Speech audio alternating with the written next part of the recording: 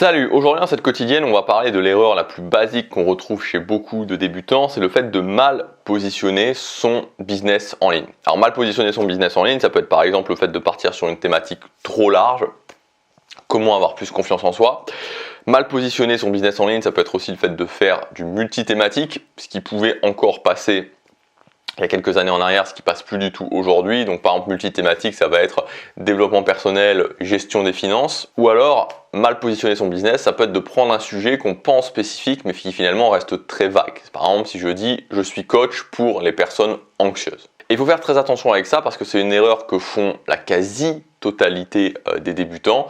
Je l'ai fait aussi quand je me suis lancé. Et on fait souvent ça parce qu'on pense en fait que plus on parle de choses et plus on va attirer de personnes.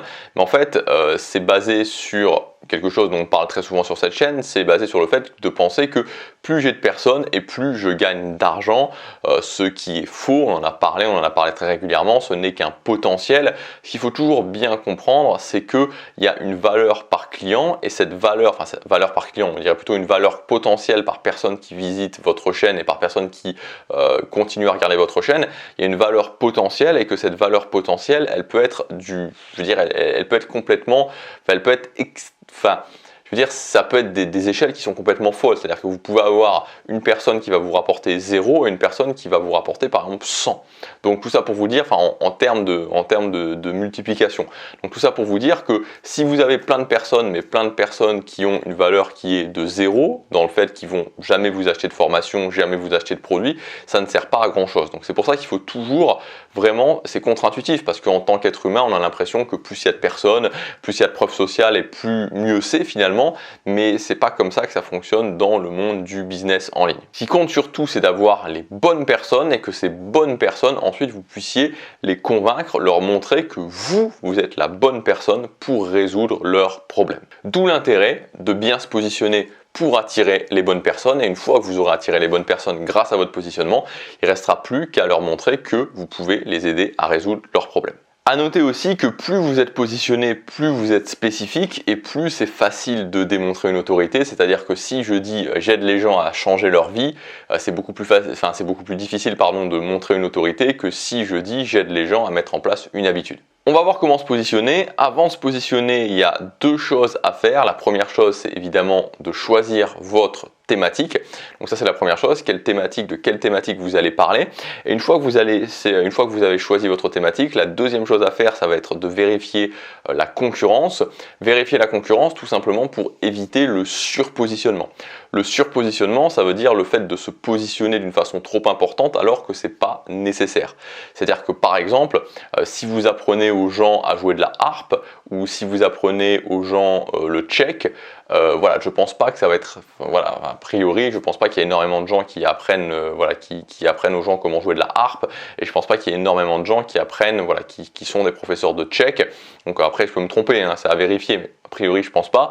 Et donc ça veut dire que si vous êtes dans ce cas-là, et s'il y a une très très faible concurrence, ça sert à rien de vous surpositionner, ça sert à rien d'aller vous positionner sur quelque chose de très spécifique alors qu'il n'y a déjà pas de concurrence. Donc ça c'est toujours très important à noter, vérifier la concurrence pour ne pas être sous-positionné, c'est-à-dire ne pas vous retrouver à vous dire j'aide les gens à investir en bourse parce que là vous allez vous faire massacrer, ou alors ne pas être trop surpositionné dans le sens où, comme je vous l'ai dit, si vous êtes dans une thématique où il y a peu de concurrence, qui a un potentiel économique mais où il y a peu de concurrence, bon, c'est assez rare, mais ne pas vous retrouver dans cette situation où vous allez trop en faire. Et donc en fait, pour se positionner, pour moi, c'est relativement simple et je vais vous donner deux phrases qui vont vous aider à faire ça et en même temps deux exemples.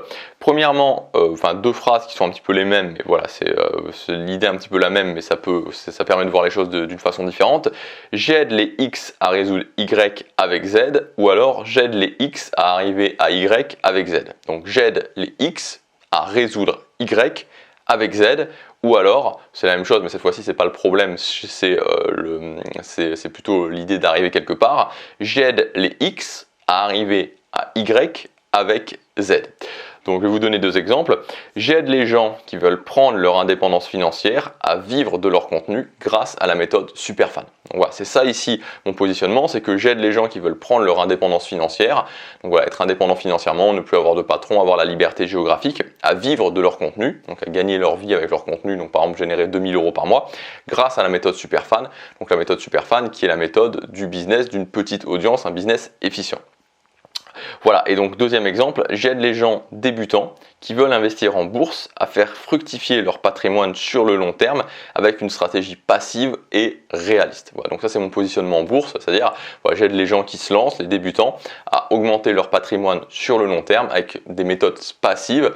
Donc c'est des stratégies spécifiques qui en bourse, je ne vais pas rentrer dans le détail, et aussi réalistes, c'est-à-dire éviter de tomber dans les délires qu'on peut voir en bourse, du style comment voilà, gagner 1000 € de revenus passifs très rapidement, comment voilà, devenir riche avec les crypto-monnaies, etc. etc. Même bon, c'est un petit peu à côté de la bourse, mais enfin ça rejoint le domaine de l'investissement.